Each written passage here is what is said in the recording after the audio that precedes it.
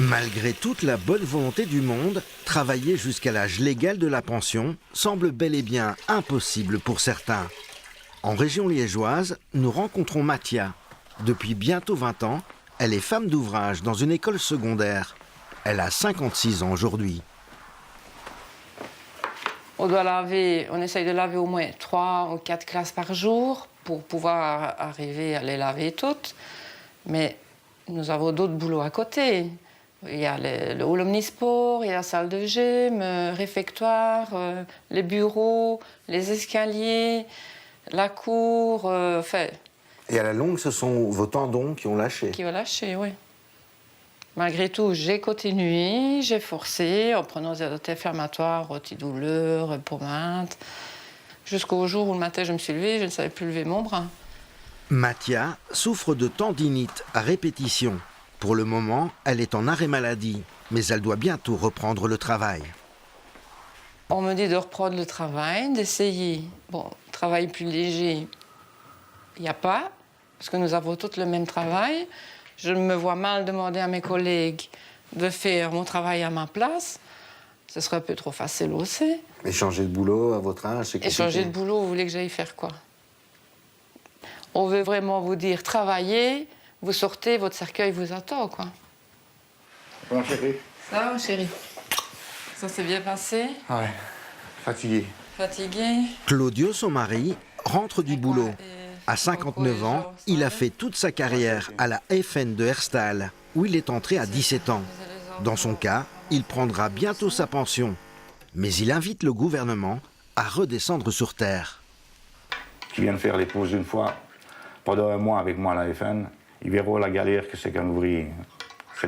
À mon avis, ils n'ont jamais vécu dans le monde ouvrier, ces gens-là. Et ils n'ont jamais mis une vis de leur vie pour savoir ce que c'est la dureté du travail.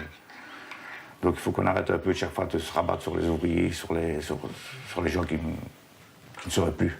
Parce qu'on est vraiment la gorge serrée. Vous imaginez vos collègues à la FN, à Herstal, travailler jusqu'à 67 ans?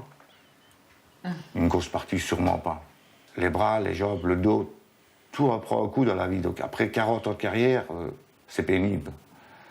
Nous, on est usé avant d'arriver à l'âge. Déjà maintenant, avant d'arriver à 65 ans, on est déjà usé. Donc c'est presque impossible. Ce jour-là, Mathia a rendez-vous à la maison médicale de la médecine pour le peuple d'Herstal. Voilà. Bonjour madame. Bonjour. Voilà. À nous, venez. Ces derniers temps, elle multiplie les examens médicaux pour tenter de faire reconnaître ses problèmes de tendons comme maladie professionnelle.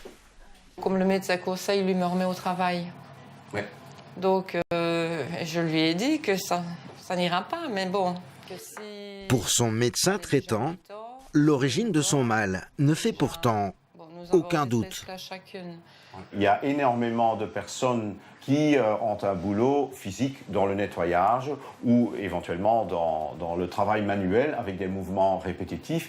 Et donc on sait bien qu'au bout d'une quinzaine, vingtaine, 25 ans, toutes ces personnes ont des problèmes au niveau des articulations.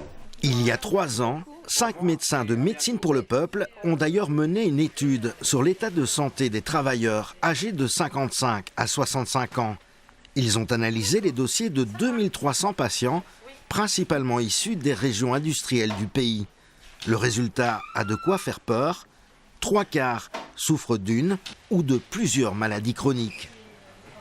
On avait fait l'étude pour voir si les personnes étaient bien aptes physiquement ou moralement à continuer à travailler. Et la réponse est clairement non. Donc 3/4 des personnes des problèmes au niveau du dos, des épaules, des bras. Une personne sur 5, oui, des problèmes de santé mentale, donc surmenage, burn-out, donc on dit que c'est la maladie du siècle, mais effectivement les gens sont épuisés, voilà.